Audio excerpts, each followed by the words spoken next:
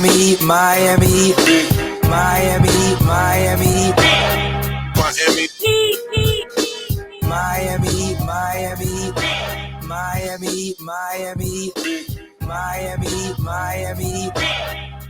It feel like Miami. Welcome to my favorite edition of the Miami Heat Beat Postgame Show. After a Heat win. We're supposed to have hangover time tonight. Alf had some family things to attend to, and I skipped Moose's birthday party to do this. Because I bring the news to the people, right? So I'm sorry, Moose's birthday party. I could not be there. I'm here for you guys and for our sponsor, Miami Gaming Parties. So shout out to Miami Gaming Parties for sponsoring our post-game shows. We love them. Check them out. We have more to tell you about them later. With me today, producer and co-founder Brian Goins. What's up, everybody? That was my limited take of brass right there. What's up, everybody? What kind of dollar-ass hangover time is this? Listen, this is what you get. Hey, man, we're covering the Heat, and we're potentially, hopefully, going to go back and do a playback with myself and I don't know whoever else wants to join from this channel or live stream. We're going to go back and watch the second half of the Hurricanes pull out the upset against UConn. They're down 12 points at halftime. It's okay. We'll be back in this. I think they're on a comeback. I tweeted they were on a comeback because Brian said that they were on a comeback. But I'm here to bring you guys Miami. Listen, Miami won by a lot of Miami scored a lot of points today, Brian. He put up 129 points on the Dallas Mavericks. Not that Dallas is some defensive juggernaut, but after these shit performances, and I'm just going to say it, shit performances that the Heat have put up. Yep. The fact that they came out, Jimmy had 35 motherfucking big ones. The 12 assists was huge. We're going to get into that later. Cody Zeller, my man Cody Zeller, Tiffany Meek's boy Cody Zeller, put up the fat 20 and 8. Tyler Hero with 15 and 6. You got a great game from Kevin Love today, 18 points. I don't know where that came from, but we take that. And off the bench. Off the bench, Kyle had a really nice game too. I thought, especially in the first half, 6, 4, and 7. 0 for 5 from 3, but he was still a plus 14. The That's 7 the assists Kyle is Lowry. really what it was. That's what helped. That's when he's at his best. And I want to start with my boy because I love him, but we got to start with Jimmy, man. Jimmy's 35 and 12. Absolutely sensational. Really, what we got today, let's give credit to Luka Doncic, who put up, a fucking monster stat line of 42, 10, and 8. But listen, Miami got 3 turnovers out of him. He had 4 fouls. Jimmy, as Fez Butter says in the chat, 12 assists with 0 turnovers. And it's why, as bad as this dog shit team is sometimes, they have a chance every single night because Jimmy Butler is that guy. He's that good that you have a chance every night. The fact that he just walks in here on a night where there's no Bam at home against the Mavs on the day that Dwyane Wade was confirmed into the Hall of Fame unanimously, by the way, fuck you, Mark Cuban. That's for you, motherfucker. Eat shit. Dwyane Wade's in the Hall of Fame and the Heat beat the Mavs. What more can you want? But Brian. Yeah. Dirk Nowitzki's in the Hall of Fame too, right? That's good. Good for Dirk. I don't give a shit about him. Brian, Jimmy's fucking incredible. Yeah, I think he's been putting up a lot of these performances since the All-Star break, and it's just giving you confidence as a Heat fan that maybe going to playoffs that we could potentially pull off an upset in the first round. Now, obviously, defensively, they're still teetering on that end of the floor. You're giving them 122 points. Doesn't help that Bam's not out there, to help anchor that side of the floor. But offensively, they are playing slightly better. They're not obviously elite yet, but I think in the playoffs, this is what you kind of expect. You need Jimmy to go nuclear. You need a couple of the role guys to kind of just give what you can get from them and just let the fucking matchup play out the way you hope to and hope that you can pull off at least 2 or 3 wins, make it a 6 or 7 game series. That's what I expect. Also make it through the play-in, which right now they're expected to be in the play-in, which I think is in a week from now. If they are in the play-in, it's 5-6 days from now that they'll have to play that matchup. So yeah, I don't know, man. I honestly, I love Jimmy's game. I want him to obviously win a title for Miami. They need if this is the first win, they need to pull off a 3 or 4 win streak. They need to win get out. and they need to basically just get themselves into that mode where they're set going in the playoffs with some confidence, because they haven't had that since I don't know since a while. I'm gonna be totally honest, and I like what 305 Nando says. He says Kyrie and Luka have no chemistry. We'll get it. Well, I promise we will get it. We will make fun of the Mavs in a second, because trust me, I'm not missing that opportunity. Brooklyn did not play tonight, so can't really make up ground with them on them. But you're about a game and a half back. They have the tiebreaker, so really you need to get 2 games above them. You're gonna need some help out of Brooklyn. If you're Miami, I think realistically you need to win out to be able to catch them for that 6th seed and get out of the play-in. I don't know what Bam's health's going to look like going forward, and we're going to talk about how they missed him tonight. But the Nets' remaining schedule is against Utah Jazz, then Timberwolves, Pistons, Magic, and 76ers. And the Timberwolves-Pistons game is a back-to-back, so kind of an easy schedule for Brooklyn outside of that Philly game, which is the last game of the season, which Philly might have nothing to play for. So not looking good. Although the Magic might, save Miami after they've just been beating everybody that's in that middle part of the standings. But man, when Jimmy plays like this, I think you just want them to kind of build on this momentum and at least make their good players look good. Bam, Spo said pregame, Bam could not move, which probably explains a lot of their shit defense with him. I'm sure that he's been playing through some stuff, Brian. Yeah. So I'm kind of glad that he got the rest tonight, and I'm glad that they have a real center. We don't talk about this enough. Cody Zeller stepping in at that starting spot and being so good, and Kevin Love playing those back at 5 minutes. They haven't had that all season. Yeah, honestly, Cody hasn't played that many minutes because obviously he was hurt, came back from that facial injury that he suffered, or nose injury, whatever it was. And now he's finally getting some minutes. Interesting that Yurt didn't get any minutes today. I thought he actually. I don't think it's interesting at all. I think it makes total sense. Yeah, I thought this would have been a game that I thought maybe they would have given him a little bit more run, because obviously Bam wasn't going to play. He's not. No, they played heavy. They played heavy Zeller minutes, and they gave Kevin Love about 20 minutes off the bench, and that basically was your front court, top of Caleb Martin with his 33 minutes. But yeah, Cody gave you a solid 30 minutes. Don't expect him to do that again. That probably is the one Cody Zeller game we will get all season. But this was a night that it really did matter for Miami to pull off this victory, because they only won by 7 points. So his 20 definitely helped to contribute in that factor. And I saw that he took a 3. I didn't watch that live. Did it look like, was it close? No? Okay. It was bro, they got 38 points out of their centers tonight between Love and that is fucking insane. Yeah, but, they got 38 points out of their centers, and not one of them was Bam. Depot did not play. That's a good point by Jay Jock. Depot or Yurt didn't play. Duncan got 2 minutes. Yeah, they went short on their bench tonight, which is funny on a night they were shorthanded. Poltercultive in chat says you're wondering why Spo didn't run him and Zeller tonight. That was the funniest quote when Yurt's thinking we're gonna be the Twin Towers. He's thinking this is Andrew Bynum and Pau Gasol, and Spo had other plans. Obviously, he was hurt all year, but I think that was funny. Let's talk about Bam's absence tonight, because Luka dropped 40 and was fucking spectacular. Did whatever he wanted, and I remember at one point Max Strus was guarding him, and I was like, yeah, I think this is our best option on the floor right now. Which is kind of sad and also funny. And I think when you lose Bam, you miss that opportunity, because, Brian, I think when Bam's in the game, switching on to a guy like him is really important. You get that switchability. You get that size on Luka. You're able to kind of help on the back line with Jimmy. You don't have to have Jimmy so close to the ball. Or vice versa. If you have Caleb or Max on him, you have Bam coming to help.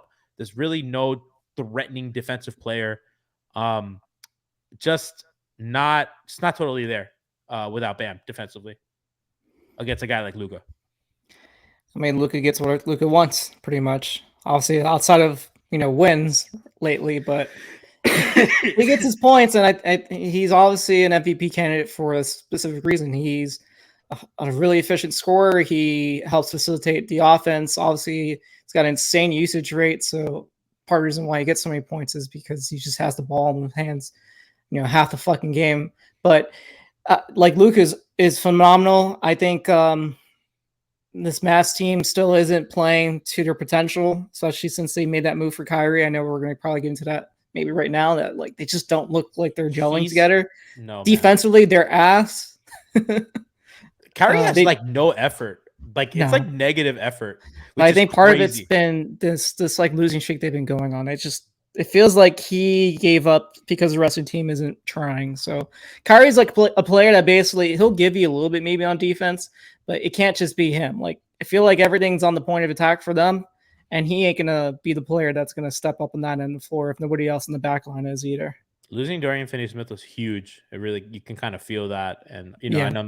and I want to say something about Jimmy tonight. By the way, kind of rotating back to Jimmy because I just thought about this. The fact that if you remember last year when the Mavs came into town, Maxi Kleber was on Jimmy Butler at the end of the game, and Jimmy couldn't do shit. Yeah. Tonight, that was not the case. Jimmy got to his spots, hit the jump shots, was just everywhere he needed to be at the exact time, and the size, nothing bothered him. We got an and one at some point against on a jump shot against Maxi Kleber.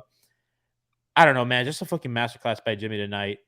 And the size didn't matter. And Mavs soft defensively. Jimmy didn't have to go to those kind of easy matchups. The Mavs were putting whatever they wanted on him, and Jimmy was kind of doing it. And Jimmy got to the free throw line 11 times. That's the recipe. And he for made 10 of them. Like there's a recipe for them.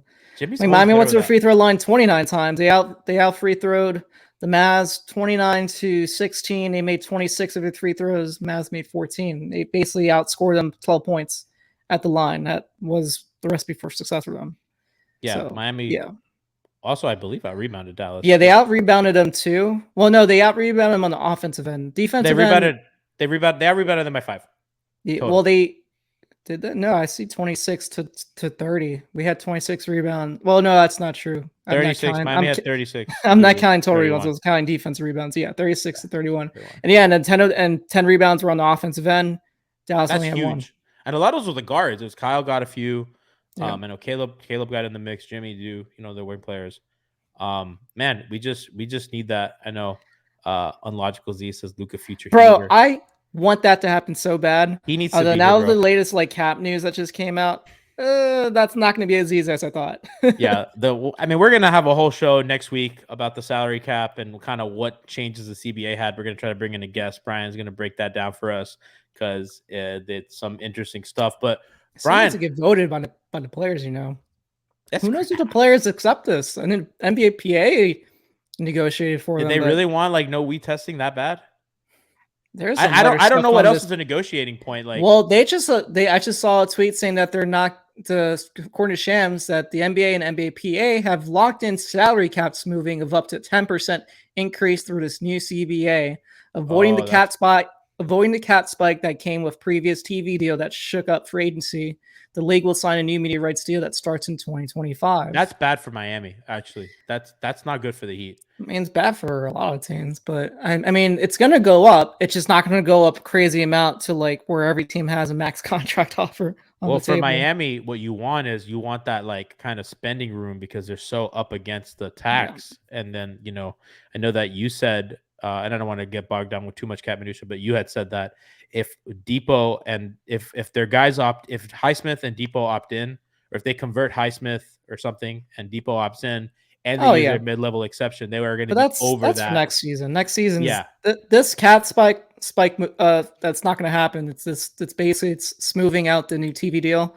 That won't happen until the 25-26 season. So that's not impact. This smoothing isn't going to impact the next off season. So that's separate. But what's going to impact is probably whatever the second luxury tax apron rule is that they apparently are going to smooth that as well. It may not even have come into effect next offseason. We still have to wait for details. That's why we're not going to talk too much about it. But yeah, there are some interesting provisions that are now in this new CBA proposal that could be agreed to soon. So very interesting. Love it. All right. So listen, we're a post-game show. We have a sponsor. Let's bring in a sponsored segment. It's a hangover time segment because we were supposed to have hangover time tonight. Alf had a little family thing going on, so he couldn't make it. Brian and I are holding it down, but we're still bringing you a hangover time segment that's sponsored by our brand new sponsor, Miami Gaming Parties.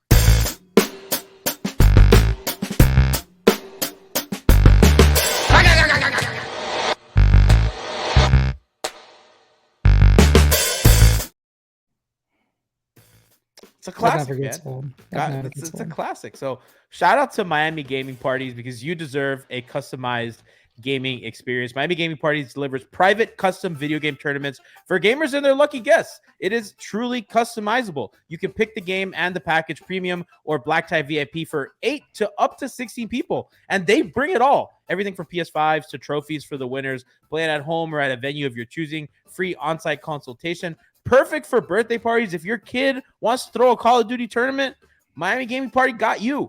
Perfect for birthday party, bachelor parties you can do with your boys, anniversaries, corporate events, or anything you want to celebrate. Check out MiamiGamingParties.com for more information. Find them on Twitter at Gaming Parties, on Instagram at Miami_Gaming_Parties, or search Miami Gaming Parties on Facebook. So shout out to our great sponsor.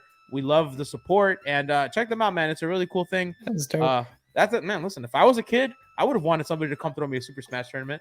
I was about to say, bro, you actually won that kidding one me? finally. I mean, yeah, Brian was like, "Oh, we could throw a heapy tournament. You can finally win." Listen, we got to talk about Jimmy. We got to talk about Jimmy and his 35th point off a steal, playing the passing lane, getting up, and I just love that when they're forcing turnovers, they're at their best, right? And Jimmy sees that. That's a telegraph pass. Jimmy gets in between the ball and its target, goes in, easy score, puts Miami up 10 with 3:20 to go. That's when they're at their best. And listen, they were in a drop. Zeller recovers. He's closing out on Maxi Kleber, who is not really going to be a threat to drive.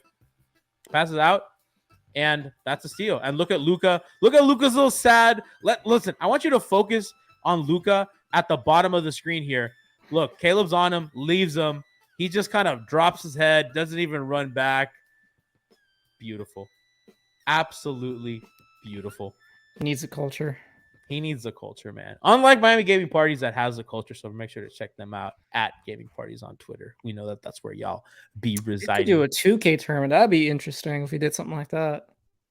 All right, just so Nikias can win. I want to give him my money. Sure. We don't need Alex. that. Alex we don't is need, pretty good. Alex we don't is need that in pretty our good. life. Alex beat me with Kyle Lowry, like a last-second shot.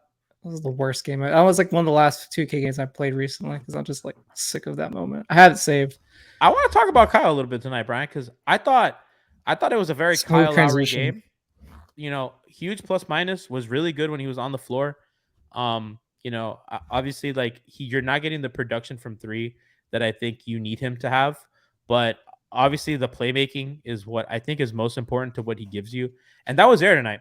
And there were a couple times that like he gave a wide open three that Gabe missed. There were times that like they had wide open shots that guys just missed, but I think that the playmaking is there. It's coming back a little bit, and he's just too inconsistent.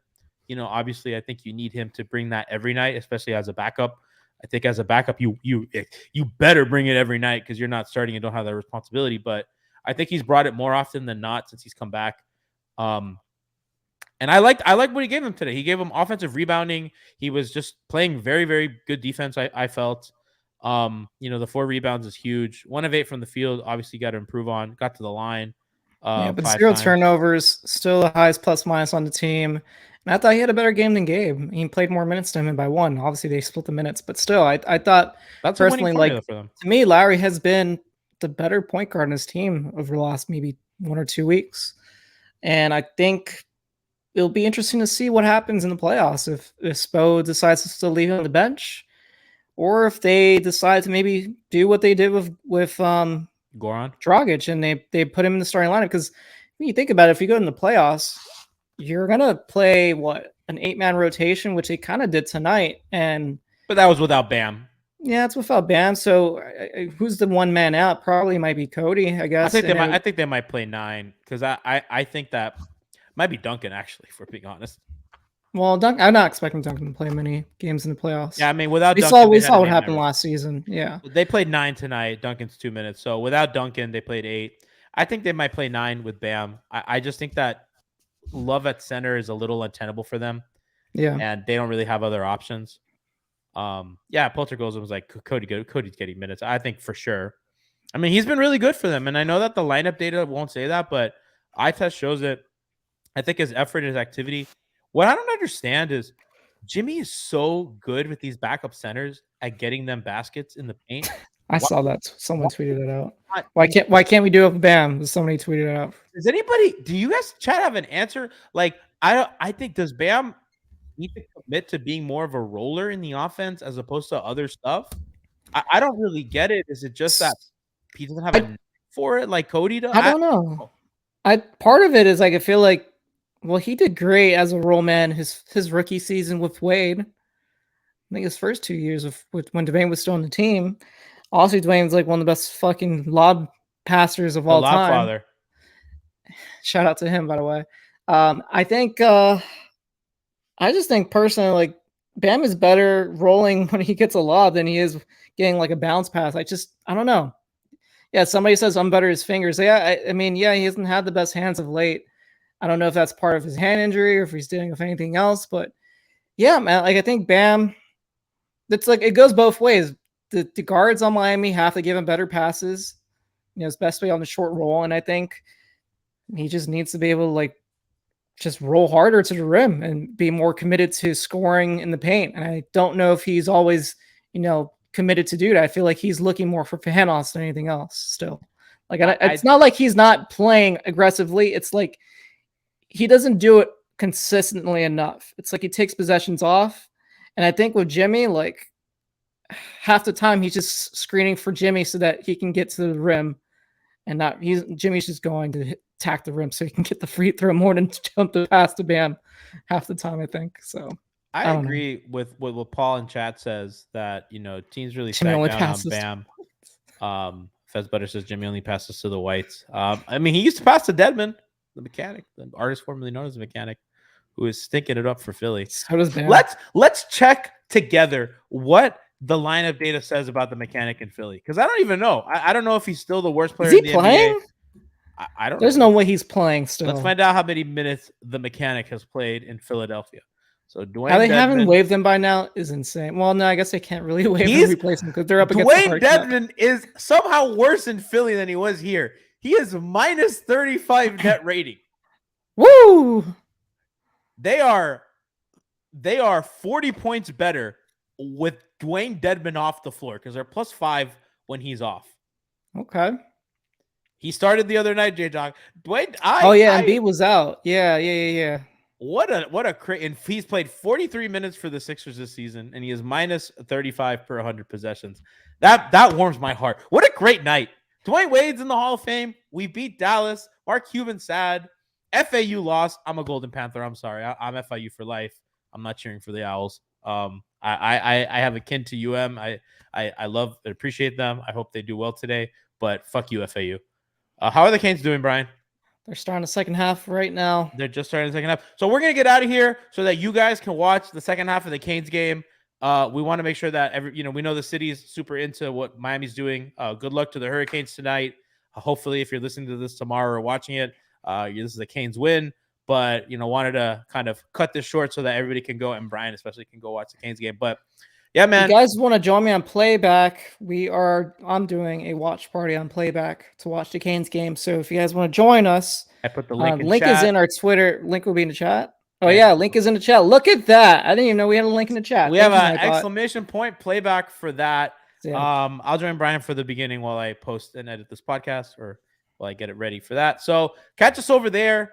Man, love you guys for the support on a Saturday night. Good viewership. Thank you guys. Shout out to Miami Gaming Party. It's their inaugural show as our sponsor. Remember to check them out at MiamiGamingParties.com. They throw, cool parties for you or your kids or whatever. So make sure to get in on that. They're really nice. Colin, the owner, is a great dude. We talked quite a bit the other day. I'm really excited to partner with them. So catch y'all on the other side. We will have hangover time next week for the Sixer game. So sorry, Alpha had an emergency today, but we got you next week. Heat, Sixers. What a game, right? For hangover time. Catch you then, and let's go Heat. Put up a lot of fucking points today against the Mavs. Oh, and Dwyane Wade. Awesome. We're going to have a Dwyane Wade show next week as well, so don't worry. We didn't forget about that. Everybody knows how much I love D-Wade. Take care, y'all.